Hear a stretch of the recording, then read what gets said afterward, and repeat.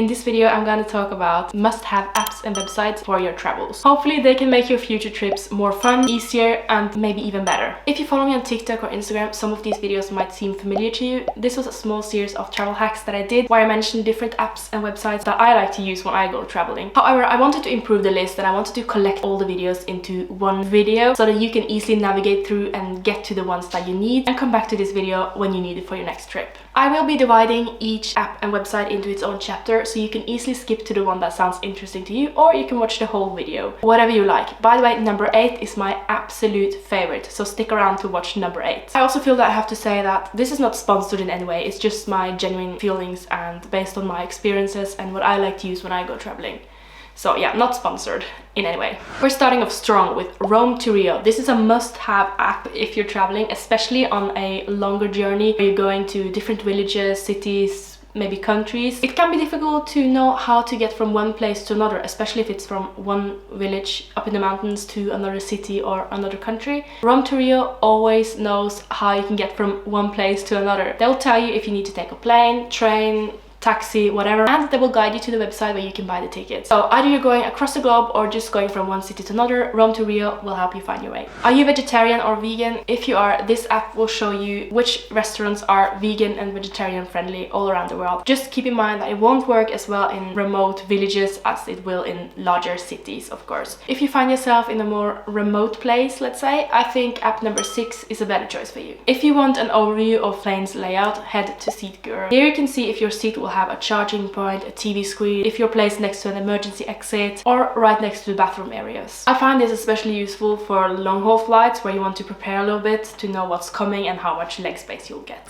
Wise, the former Transferwise. If you have to transfer money to your new fellow travelers from other countries, doing it via your bank is going to be more expensive than doing it via Wise. You basically just enter the currency and amount you want it covered to and from, and it will calculate it all for you. The good thing about Wise is that you only pay a small set fee based on if you want the transfer to go, I think it's the next day or a couple of working days. But it's really cheaper than doing it via your bank. That also takes administration costs and, I don't know, converting costs. Flixbus, cheap transport in Europe and the United States. They basically sell cheap coach tickets between major cities in Europe and the United States. So if you're not in a rush and you want to save money on transportation, book yourself a ticket with an overnight coach and you'll fall asleep in one city and wake up in another city. Or if it's in Europe, you can also do it from country to country, so you'll fall asleep in one country and wake up in another country. I think most of us are using Google Translate when we're out traveling, but did you know that you can download one language? This is great if you find yourself in the more remote places where there is no signal, no phone service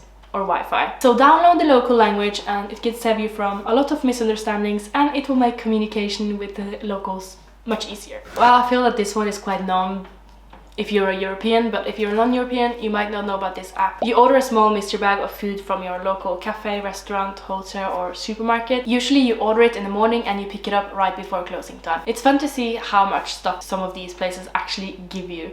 So it's great and you'll get some extra food for a cheap price. Imoova, this is my absolute favorite app if you want a cheap road trip. Different car rental companies sometimes need vehicles such as motorhomes, camper vans or cars relocated from one office to another. And we're not talking about one office to another in the same city, we're talking across the country kind of relocating. And what they do is they put these relocating requests on Imoova and you can basically get a road trip nearly for free. Just look at this price. Just be aware that you'll have to pay for petrol yourself, obviously, and you'll need an insurance through the rental company. When we did it in Australia, I think we had to pay around 12 Australian dollars for the whole trip. What is negative about this is we weren't allowed to drive when it was dark, so we had to make sure we found a camping spot before it got completely dark. They will give you a set amount of days that you're allowed to use, so obviously you run on a, I wouldn't say tight schedule, but you run on a schedule and you need to pick it up that date and deliver it that date, so you can't stop and spend as long as you want. We still had plenty of time to do some exploring and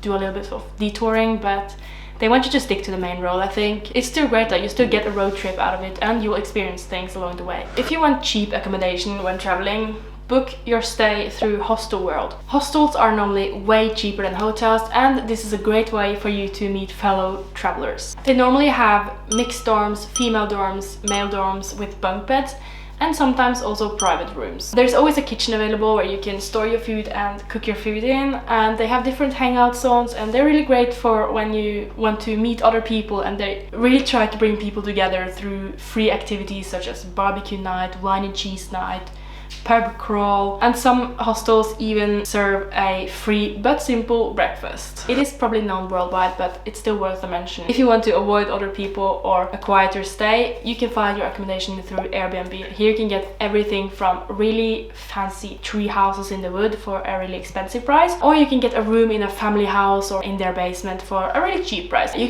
can find everything from the cheapest accommodation to the most expensive accommodation. Now, if you want free accommodation and at the same time get to know the locals and how they're living their lives, Couchsurfing is something for you. The thing about Couchsurfing is that you're supposed to interact with your host. You're not supposed to just sleep there and then be out the whole day. You are also supposed to have a conversation. Maybe the host will show you around or make you breakfast, or you make breakfast together. So this is more of a interacting kind of I want to say relationship, but interacting kind of accommodation. But still, it is for free. People are giving you their couch or their spare bed to sleep on. Tripadvisor. This one is just becoming bigger and bigger. Before, Tripadvisor was for reading reviews. So before you went to a restaurant, you wanted to see if other people liked it or not. But these days, Tripadvisor is so much more. You can plan your whole trip. You can book tickets to activities through Tripadvisor, and you can still leave reviews and read what other people think about activities, hotels, anything really. So Tripadvisor is worth a visit before you head to a destination, just to get an overview of what you can do there, what there is to see, and what's good and what's not. Google Maps. If you want to move more freely and want to explore what's at your destination, but you're not really sure what there actually is to see and do, did you know that Google Maps will tell you everything that's worth seeing in your location? Just by zooming in on your destination, Google Maps will pinpoint different lookout points, places that are worth taking a picture of, temples, main attractions, hidden gems, really anything that you would want to see at your destination. So if you don't want to ask anyone and you just want to drive and see where the road takes you, use Google Maps and you'll have plenty of stops to take along the way. Splitwise. If you're traveling with a group of friends or family, Splitwise will keep an overview of how much you owe people and how much people owe you. It is better to have one person pay for everything as you go, and then you can sort it all out afterwards, rather than having to discuss who wants to pay for this, who wants to pay for that. Did you pay that much? How much did you pay again? It's better to just have one person tap their card everywhere, and then you can sort it out through Splitwise. And the last one, guys, counting countries. Now this is more of a fun one. If you want to keep track on all the countries you've been to, you want to go to, and all the countries you've lived in, Counting Countries is an app you should download. I've got it myself, and I've just filled in all the countries I've been to and lived in, and honestly I thought I had visited more countries. This is kind of depressing. I guess that's a good excuse to book a new trip to a new country, isn't it? Well, my excuse is that I have lived in quite a few countries and I've spent longer in the countries that I visited. So yeah, no, I need to book new tickets, I can see that.